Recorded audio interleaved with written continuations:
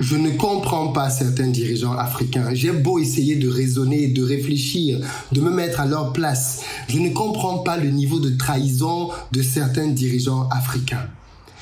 Cette vidéo va peut-être être supprimée parce que le gouvernement tanzanien veut absolument étouffer cette affaire. Et bien évidemment, ils ont les moyens de pouvoir mettre la pression pour que ce genre de choses ne soient pas communiquées. Qu'est-ce qui se passe? Je ne sais même pas si vous êtes au courant, mais les guerriers Maasai sont menacés en Tanzanie. Vous savez tous qui sont les guerriers Maasai, on les aime tous et malheureusement, ils sont en voie d'être expulsés de leur propre terre par le gouvernement tanzanien. Le pire, c'est pourquoi est-ce qu'on veut les expulser? Quand j'ai appris cette nouvelle, j'ai eu froid dans le dos.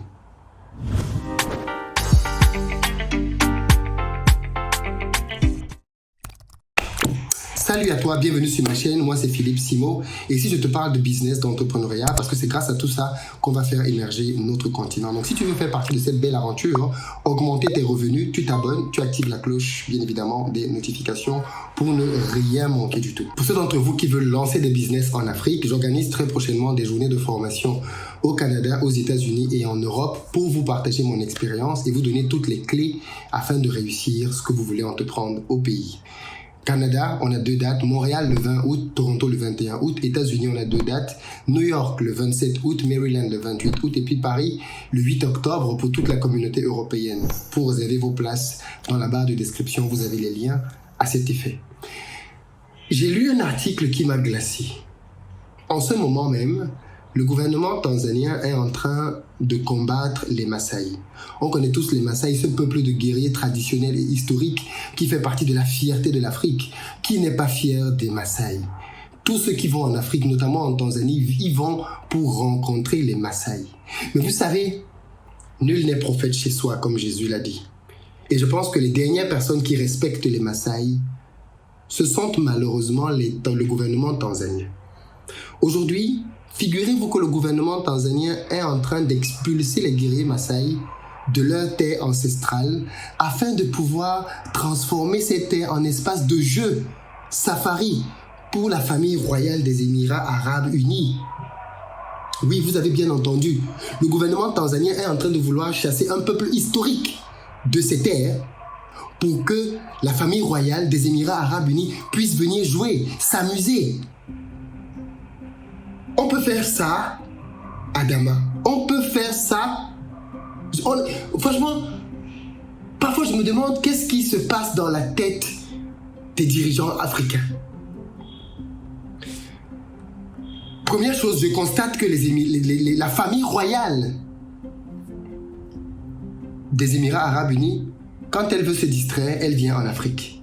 Mais les Africains, eux, quand ils veulent se distraire, ils vont dans les déserts à Dubaï. Mais la famille royale, elle, quand elle veut se distraire, elle vient en Afrique pour chercher des espaces. Mais nous, complexés que nous sommes, nous allons voir le sable dans le désert à Dubaï et on prend des photos et on dit qu'on était à Went to Dubai. C'est devenu l'endroit chic pour le tourisme. Quand on est à Dubaï pour des affaires, ok, c'est une capitale business, il n'y a pas de problème. Mais pour le tourisme, pour le désert, come on, le désert. Bref, revenons à la Tanzanie. Moi, je suis ici pour faire la promotion du business, mais il y a des business qui n'ont pas de sens. Est-ce que tu vas promouvoir un business au point de vouloir détruire ton propre peuple, ton propre patrimoine culturel? Alors, qu'est-ce qui s'est passé? Les 8 et 10 juin, donc très récemment là, en fait, ce que je vous dis là, le gouvernement tanzanien fait tout pour étouffer l'affaire. Et ceux qui communiquent dessus, en Tanzanie notamment, sont fortement reprimés par la justice. Tenez-vous tranquille, un papa de 90 ans, j'ai pas dit 50 ans, 90 ans, s'est fait copieusement tabasser par la police parce qu'on soupçonne que son fils a filmé la police en train de tirer sur les Maasai et a publié sur les réseaux. C'est-à-dire que en mode, taisez-vous ici, on tue du Maasai. Taisez-vous, personne ne parle, c'est omerta, on tue du Maasai pour la famille royale des Émirats Arabes Unis, pour qu'elle vienne jouer. Voilà le mindset en 2022 de certains dirigeants africains. Je ne sais pas pour vous, mais moi, ça me désole fortement et je ne peux pas me taire face à ça. Il faut le dénoncer avec la dernière énergie. On parle de 1500 km², s'il vous plaît. 1500 km².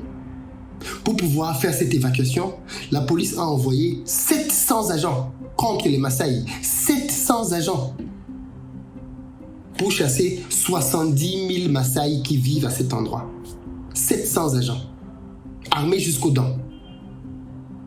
Les scènes que je décris là se sont tenues à Loliondo, au nord de la Tanzanie. Tout ceci à côté du célébrissime parc de Serengeti. Voilà une terre ancestrale dans laquelle les Maasai vivent depuis très longtemps. Et aujourd'hui, le gouvernement est en train d'essayer de les mettre dehors. Mais tenez-vous tranquille, ça ne date pas de maintenant. Depuis 2018, on essaie de mettre les Maasai dehors.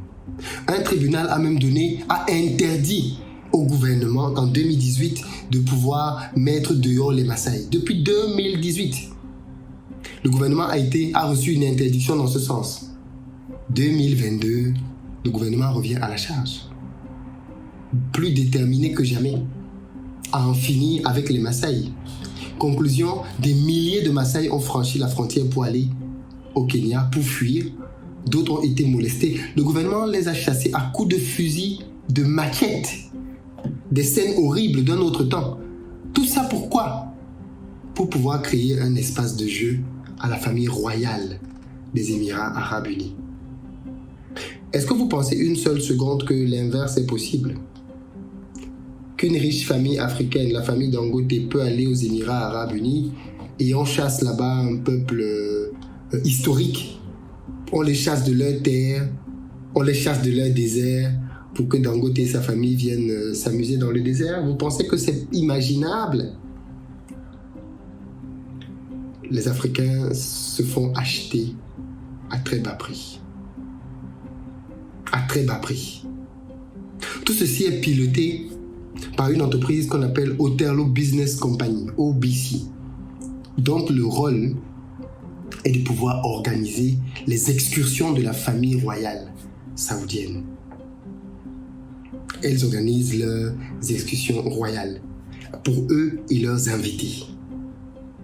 Voilà les gens qui se retrouvent et qui s'amusent à dire « Ouais, j'ai tué un éléphant aujourd'hui ». Vous les voyez souvent. Parfois, ce sont des Américains qui prennent des photos en disant « J'ai tué un éléphant, j'ai tué un ceci, j'ai tué un lion », et ainsi de suite, ainsi de suite.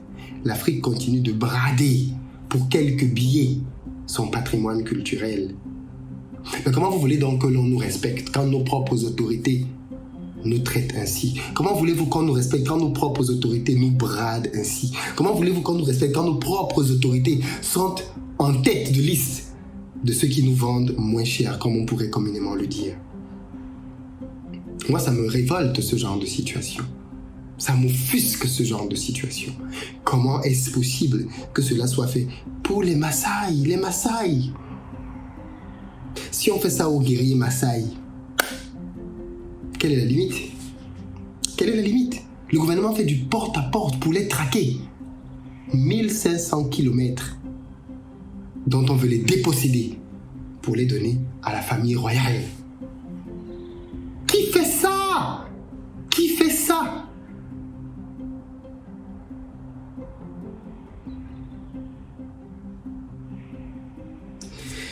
Voilà la réalité de l'Afrique aussi dont on ne parle pas beaucoup. Voilà la réalité dont on ne parle pas beaucoup. Ce sont les médias, bien évidemment, internationaux qui peuvent en parler. C'est comme ça que j'ai découvert ça. Qui peuvent en parler et bien évidemment communiquer dessus. Mais moi, je trouve ça extrêmement choquant. Extrêmement choquant qu'en 2022, nos propres dirigeants soient auteurs de ce genre de choses. Que nos propres dirigeants mettent en avant ce genre de choses. Je trouve ça extrêmement choquant. Extrêmement choquant. Qu'est-ce que vous en pensez, vous? Qu'est-ce que vous en dites? Peut-être que j'exagère, moi. Peut-être qu'au final, c'est normal qu'on crée un petit espace de jeu pour pour la famille royale saoudienne en Afrique. En plus, ils payent pour ça. Donc, on est dans une société capitaliste. Quand tu payes, on te donne ce à quoi tu as accès. C'est tout. On dirait que les Africains n'ont pas de mal à appliquer de la barbarie envers les leurs. Parce que si c'était des Blancs, on allait procéder différemment. Mais quand c'est des Noirs, Noirs contre Noirs, on dirait qu'il n'y a aucune limite. Toute la barbarie possible est mise en œuvre. Voilà.